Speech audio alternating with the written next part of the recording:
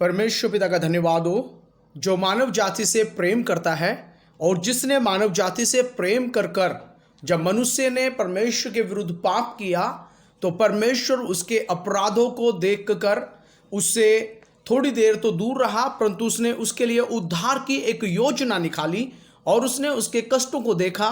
तब परमेश्वर ने मनुष्य के विषय में कहा।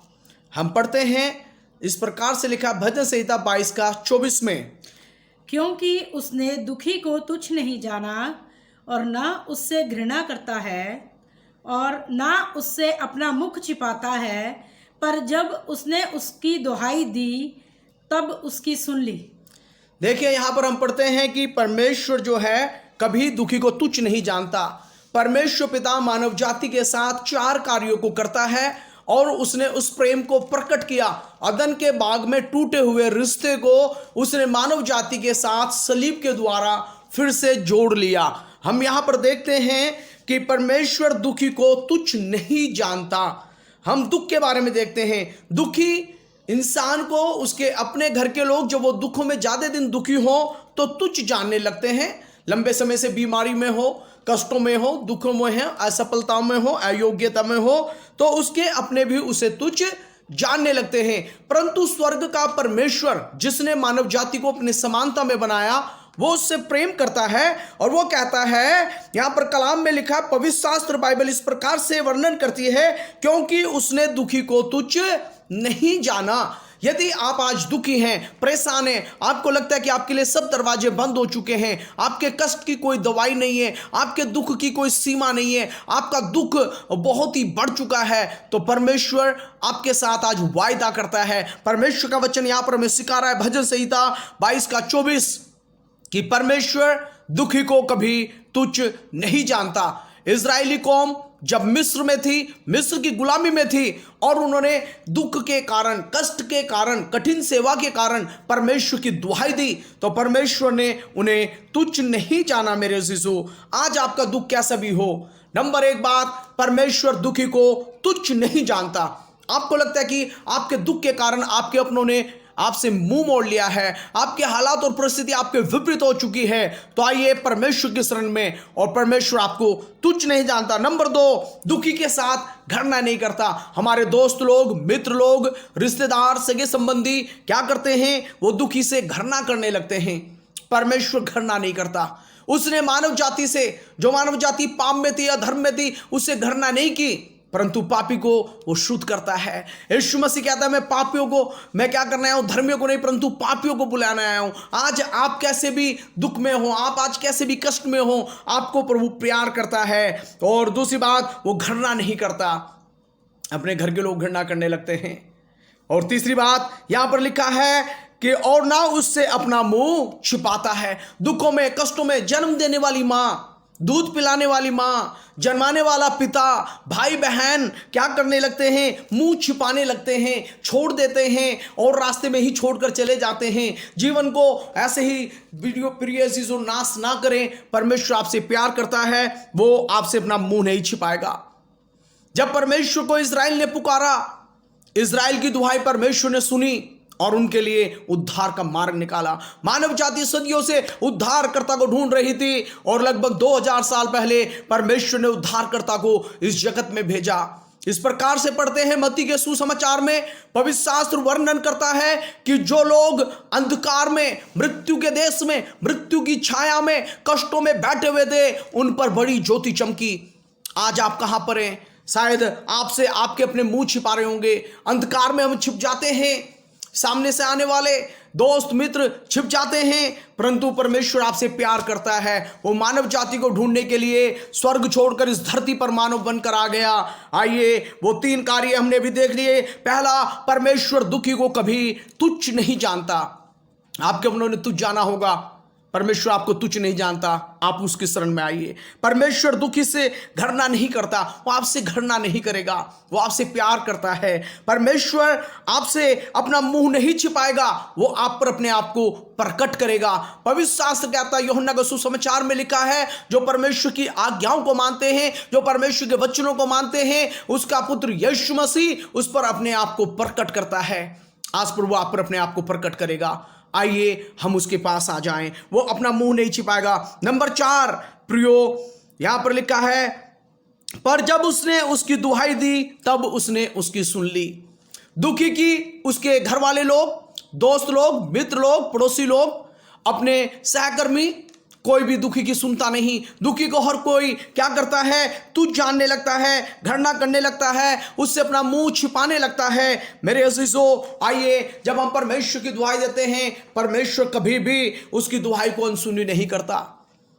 छोटे बच्चे भी दुखी व्यक्ति की दुहाई को नहीं सुनते, परंतु ये परमेश्वर सुनने को तैयार है। मैंने देखा जब हमारी जिंदगी में कई एक अवस्थाएं घटी और कई एक हालात ऐसे आए, परिस्थितियां आई, जो लोग आया करते थे, और जब कष्ट और दुख की घड़ियां आई, उन लोगों ने धीमे धीमे एक एक कर छोड़ना शुरू कर दिया। परंतु ये परमेश्वर कभी नहीं छोड़ता, ये परमेश्वर कभी नहीं छोड़ेगा। मैंने बड़े व्यक्तिगत रीति से इस बात को अनुभव किया कि परमेश्वर कभी भी दुख की घड़ी में तुच्छ नहीं जानता, ना वो घृणा करता है, ना वो आपसे अपना मुंह छिपाता है, ना वो आपकी दुहाई को अनसुनी करता है। वो आपकी दुहाई को सुनने को तैयार है। आज आपके दुख कैसे भी हों, चाहे आपके कष्ट कैसे भी हों, आज आप प्रभु यीशु मसीह पर विश्वास करें और परमेश्वर को अपने जीवन का जो मूल जाने, सुख का मूल जाने, वो आपकी जिंदगियों में सुख ले आएगा। क्योंकि भजनकार कहता है, यहोवा ही को अपने सुख का मूल जान, वो ही तेरे मनोरथों को पूरा करेगा। उसने मेरे जीवन को बदल दिया, उसने मेरे जीवन में परिस्थितियों को बदल दिया। जब मैं बीमारी के हालातों में था, और मुझे याद है जब हमने देखा कि मेरी मदर का एक्सीडेंट हुआ और उसके पैर की हड्डियां टूट गई, जो रिश्तेदार, जो दोस्त, जो मित्र आया करते थे और मिलने आते थे, एक समय बीता, 2 समय बीता, और सब धीमे धीमे तू जानने लगते हैं, हालात और परिस्थितियों में देखते जाते हैं। प्रिय जो परमेश्वर संभालता है, उसने कभी तुच्छ नहीं जाना। डॉक्टर कहते थे वो चल नहीं पाएगी, कभी वो अपने पैरों से चल नहीं सकती, वो खड़ी नहीं हो सकती। अभी परमेश्वर का धन्यवाद हो, करीब पिछले 20-22 साल से वो लगातार उन्हीं पैरों से चल रही है, जिसकी हड्डी उस बुजुर्ग अवस्था में टूट गई थी। परमेश्वर तुच्छ नहीं जानता, उससे दुहाई दी और उसने उसकी हड्डियों को जोड़ दिया, वो साधारण रूप से चल पाती है। और परमेश्वर के वचन कहता है यहां पर 4 बातें दुखी के साथ परमेश्वर करता है। यदि आप दुखी हैं, लोगों ने आपको तुच्छ जाना है, तो परमेश्वर आपको बुला रहा है, वो आपसे प्यार करता है, वो आपको तुच्छ नहीं जानता। यदि आपसे सब लोग घृणा करते हैं, परमेश्वर आपसे घृणा नहीं करता, वो आपको बुला रहा है, वो आपसे अपना मुंह नहीं छिपाएगा। आपके दोस्तों ने, मित्रों ने, पति पत्नी ने, भाई बहनों ने आपके दुखों के कारण आपसे मुंह मोड़ लिया होगा, परमेश्वर आपसे अपना मुंह नहीं मोड़ेगा, अपना मुंह नहीं छिपाएगा। लोगों ने आपकी सुनना बंद कर दिया होगा, परमेश्वर, चौथा नंबर, परमेश्वर आपकी सुनेगा। आप उसे पुकारें, इतना हो कि आप उसे अपना व्यक्तिगत उद्धारकर्ता करके पुकारें, वो आपकी जिंदगी में कार्य करेगा। उसने मेरे जीवन के हालातों को बदला, मेरे बहुत सारे भाई बहनों की जिंदगियों के हालातों को बदला, वो आपकी परिस्थिति बदलने को तैयार है। ये स्वर्ग का परमेश्वर आपको बुला रहा है। क्या आप तैयार हैं अपने कष्ट प्रभु पर डालने के लिए? क्या आप तैयार हैं कि वो आपकी दुहाई को सुनकर उत्तर दे? तो देखिए क्या कहता है परमेश्वर का वचन, जब भजन संहिता हम 119 और उसके 49 आयत को पढ़ते हैं, देखिए वहां पर क्या लिखा है, और 49 और 50 को हम पढ़ लेंगे जी। जो वचन तूने अपने दास को दिया है, परमेश्वर का ये वचन जो अतिवेग से दौड़ता है, यहां पर लिखा है, भजनकार दाऊद कह रहा है, जो वचन तूने अपने दास को दिया है उसे स्मरण कर, उसे स्मरण कर, क्योंकि तूने मुझे आशा दी है। परमेश्वर का वचन हमें आशा देता है। हमारे पास, कलीसिया के पास, चर्च के पास एक आशा है। दुनिया में लोगों की आशाएं खत्म हो रही हैं, आशाएं टूट रही हैं। जब से कोविड काल, महामारी का काल आया है, चारों तरफ युद्ध है, एक के बाद एक बुरा समाचार है, लोगों की आशाएं टूट रही हैं। परंतु कलीसिया के पास एक आशा है, प्रभु में लोगों के पास एक आशा है, प्रभु में लोगों के पास एक आशा है। वो प्रभु आपके पास आशा का द्वार बनकर आया है। इसलिए कलाम कहता है, अब विश्वास आशा की वस्तुओं का निश्चय और अनदेखी वस्तुओं का प्रमाण है। देखिए यहां पर जो वचन हमें दिया गया है, वचन देहधारी हुआ है, यीशु मसीह हमें मिला है, परमेश्वर का पुत्र हमारे लिए आ गया है। हमें मसीह में एक जीवित आशा है, जीवित आशा के लिए हमें नया जन्म मिला है। और जो वचन तूने मुझे दिया है, क्योंकि तूने मुझे आशा दी है, तूने मुझे आशा दी है, मेरे दुख में मुझे शांति उसी से हुई है। उससे मेरे दुख में, आपके और मेरे कष्टों में, दुख में वचन में शांति देता है। क्योंकि तेरे वचन के द्वारा मैंने जीवन पाया है, क्योंकि तेरे वचन के द्वारा मैंने जीवन पाया है। दुख के कारण, समस्या के कारण, निराशाओं के कारण लोग आज आत्महत्याएं कर रहे हैं, लोग मर रहे हैं, लोग नशे की ओर जा रहे हैं, लोग अपने आप को समाप्त कर रहे हैं। मेरे प्रिय अजीजों, जब लोग आपको तुच्छ जाने, आपसे घर ना करें, अपना मुंह छिपा लें, आपकी बातों को ना सुने, तब एक स्वर्ग का परमेश्वर है, स्वर्ग की ओर अपना मुंह करना और उस परमेश्वर को पुकारना, वो परमेश्वर आपके कष्टों में आपकी सुधि लेगा। और देखिए जो क्या कह रहा है परमेश्वर का वचन जी, मेरे दुख में मुझे शांति मेरे दुख में मुझे शांति उसी से मिलती। किससे? जो शांति का राजकुमार है, जो शांति का दाता है, जो कहता है मैं अपनी शांति तुम्हें दिए जाता हूं। यीशु मसीह ने मानव जाति के लिए अपनी पीठ पर कोड़े खाए, उसने अपना लहू बहा, अपने हाथों पैरों में कीलें ठुकवाई। मानव जाति पर आने वाला सारा दुख, सारा अपमान, सारे कष्टों को प्रभु यीशु मसीह ने ऊपर उठा लिया। परमेश्वर की भलाई इसी बात से प्रकट हुई है। आइए, आज वो आपसे और मुझसे प्यार करता है। क्या हम अपने कष्टों को, क्या हम अपने दुखों को, क्या हम अपनी समस्याओं को अपने परमेश्वर के सामने ले आएंगे? क्या हम अपने परमेश्वर से कहेंगे, हे परमेश्वर मेरी दुहाई को सुन और मुझ पर दया कर? देखिए भजन संहिता 31 उसका 7 क्या कहता है?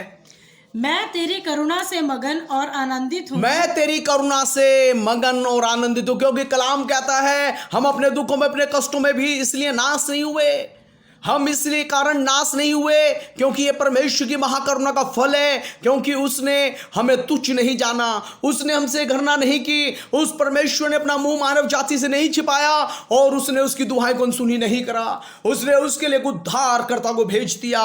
इसलिए लिखा है, क्या कहता है कलाम? यहां पर लिखा, मैं तेरी करुणा से मगन और आनंदित हूं, क्योंकि तूने मेरे दुख पर दृष्टि की है। क्योंकि तूने मेरे दुख पर दृष्टि की है। परमेश्वर देखने हारा परमेश्वर है, वो आपके और मेरे दुखों को देख रहा है। इजराइल के दुख को उसने देखा। जब हाजरा अपने बेटे इस्माइल से भाग रही थी, इस्माइल का अंत ना देखना पड़े, तब परमेश्वर के दूत ने स्वर्ग से पुकार कर कहा कि परमेश्वर ने, हे हाजरा, तेरे पुत्र की दुहाई को सुन लिया है।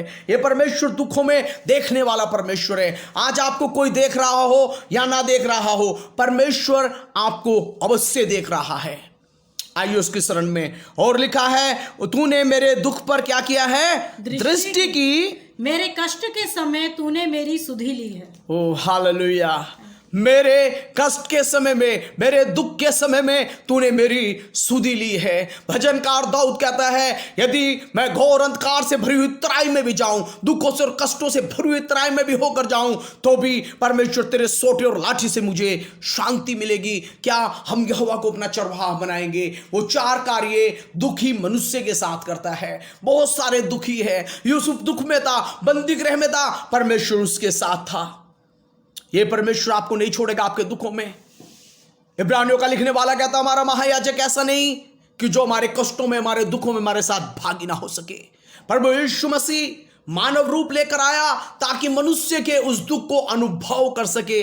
आइए, आज प्रभु आपसे प्यार करता है। क्या आप अपने दुखों को आज प्रभु पर डालेंगे? क्या आप अपने दुख प्रभु के सामने लेकर आएंगे? वो आपको कभी भी तुच्छ नहीं जानेगा, वो आपसे घृणा नहीं करेगा, वो आपसे अपना मुंह नहीं छिपाएगा, वो आपकी दुहाई को अनसुनी नहीं करेगा। यह परमेश्वर का वायदा है। आज अपने कष्ट, अपने दुख प्रभु के पास लाइए। वो आपसे प्यार करता है, आपसे मोहब्बत करता है। इन वचनों के द्वारा परमेश्वर आपको आशीष दे। आप परमेश्वर के अनुग्रह में बढ़ते जाएं और परमेश्वर की आशीष आप पर और आपके घराने पर हो। आमीन।